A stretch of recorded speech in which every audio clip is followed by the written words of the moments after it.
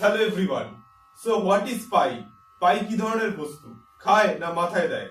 আমাদের ছোটবেলায় যে কয়েকটা ভুল জিনিস শেখানো হয় তাদের মধ্যে অন্যতম হচ্ছে পাই ইকুয়ালস টু 22/7, যেটা কোনোদিনই নয়। Because pi is an irrational number and 22/7 is a rational number. Rational number তাদের বলা হয় যাদেরকে দুটো ইন্টিজারের ফ্র্যাকশনে লেখা যাচ্ছে। এটাকে লেখা যাচ্ছে 22/7, তাই এটা একটা রেশনাল নাম্বার। কিন্তু পাই হচ্ছে ইরেশনাল নাম্বার।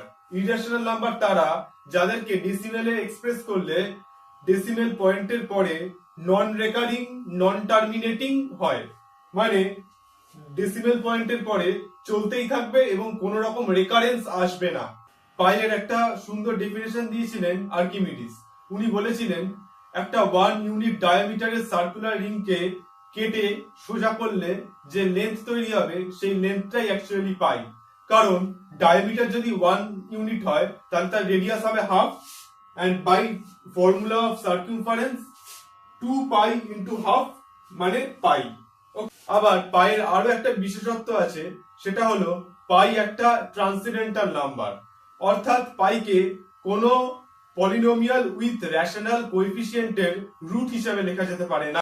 যে কোনো দুটো রেশনাল নাম্বার তুললে তার মাঝখানে ইনফাইনাইটলি মেনি রেশনাল নাম্বারস থাকে, সেরকমই যে কোনো দুটো ইরেশনাল নাম্বার তুললে তাদের মাঝখানে আনকাউন্টেবলি মেনি ইরেশনাল নাম্বারস থাকে।